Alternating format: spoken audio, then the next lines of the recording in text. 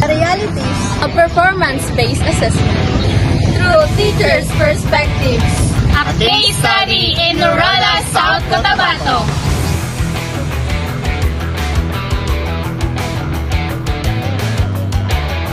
This study explores how teachers implement and what are their experiences in implementing performance-based assessments in their classrooms. Specifically, we ask, how do teachers understand and define performance-based assessment? And we want to find out what experiences, challenges, and perceptions do they have regarding its impact on students' learning. Our qualitative study followed a descriptive research design. We interviewed 4 high school teachers and 1 elementary teacher all the way from Norola, South Cotabato. We used semi-structured interviews guided by 5K questions. How do you define and understand alternative or base performance assessment in your teaching practice? Can you share a specific experience using performance-based assessment in your classroom? How do you perceive the impact of student learning and engagement of the students? What challenges have you encountered during implementation? How useful and effective is it compared to traditional tests?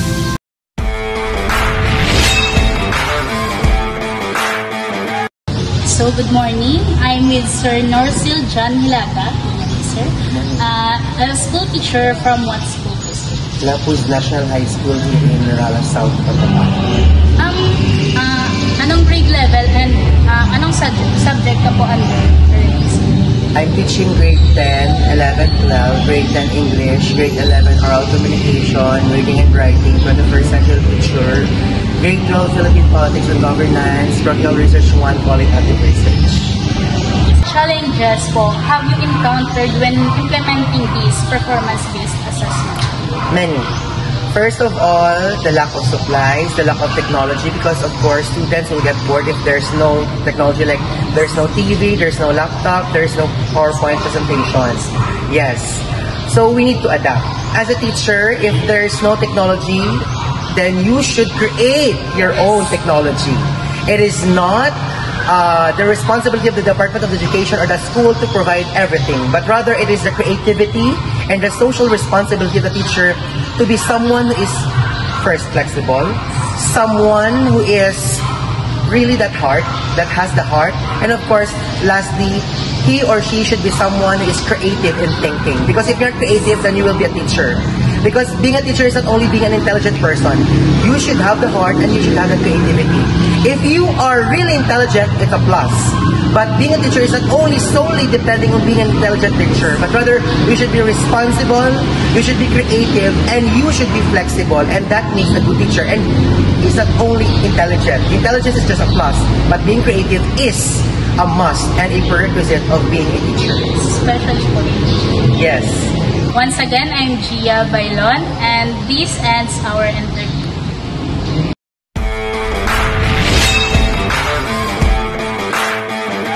So good afternoon, everyone. I'm with Ma'am Sheila the Diva Soberbega. So what school were you from, Ma'am? Tinuturuan mo po Norola National High School. And what grade po and what subject po ang tinuturuan? Grade 12, as of now, the grade 12 STEM. And then I teach capstone subject and general biology 1. What has been your experience using performance-based assessments in your classroom? Can you share a specific example? As a teacher, subject teacher, the experience of using the performance-based assessments in the classroom, as I use differentiated activities in every lesson that for that week.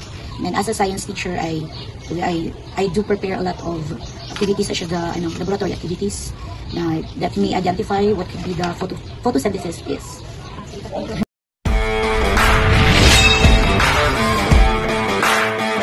Morning po, ma'am. I am with Ma'am Karen Garomal. So, saan po kayo gaturo na school po, ma'am? Lambosong Elementary School, Norola, South Cotabato, Barangay Copic. Ano pong grade and ano pong subject mo ginaturuan niyo po? I am a multi-grade teacher, grade 1 and grade. I'm handling grade 1 and grade 2 and all subjects. Ang ginaturuan. thank you. What has been your experience using performance-based assessment in your classroom? Can you share a specific example po? Example, I once implemented a performance-based assessment by assigning my students group activity in the classroom. Like for example, they use the they are defining the real object, and kasi doon ako nagaturo sa IP community. So in IP community, ang real kasi sa kanila kasi yung other dialect is ang kura nila is kabayo. So yun lang yung mga animals na makikita nila dun sa community nila. So pag pumunta sila dito sa sa proper na town, hindi na nila they don't recognize the horse. So ang ginawa ko is I use a picture and then they identify it by using their dialect. Then I will translate again it in the Tagalog dialect para both of us magkaintindihan. Yung ganun.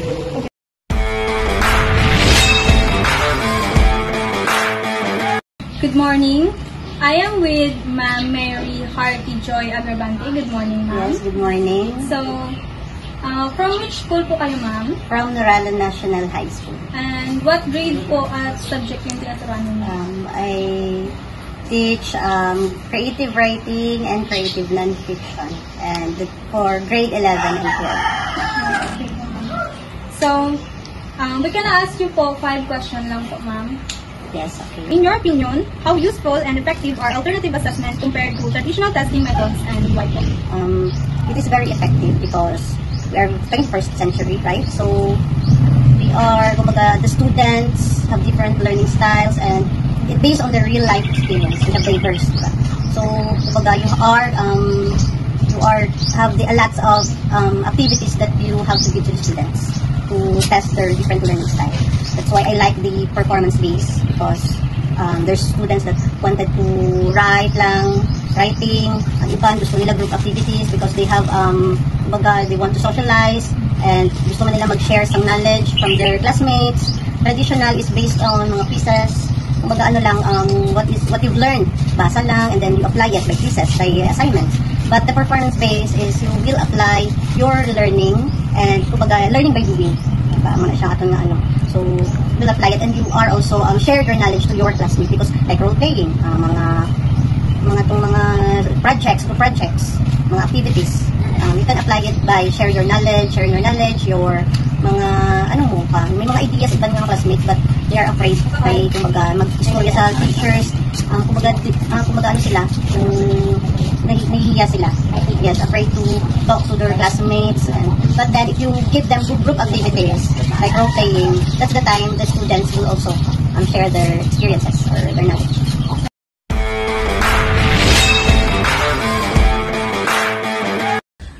Good afternoon, everyone. I am with Miss or Ma'am Rhea Reteza right now at One National High School. What is the grade level and the subjects? 7 and 8. Alright. So, how do you perceive the impact of alternative assessments on student learning and engagement?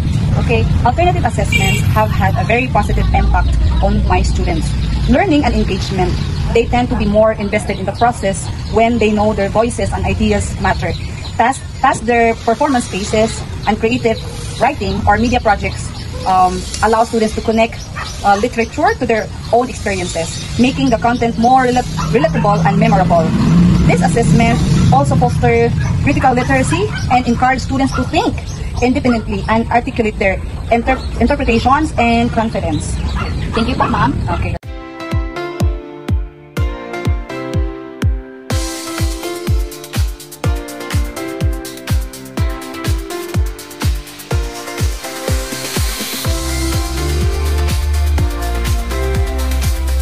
The study revealed that teachers in Norala, South Cotabato view performance-based assessment, or PBA, as a valuable tool for promoting student-centered learning and deeper engagement. They emphasized the need for clear learning objectives, creative and thoughtful assessment design, and collaboration among educators.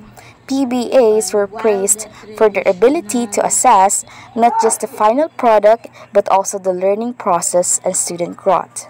However, challenges such as time constraints, large class sizes, and limited resources were noted.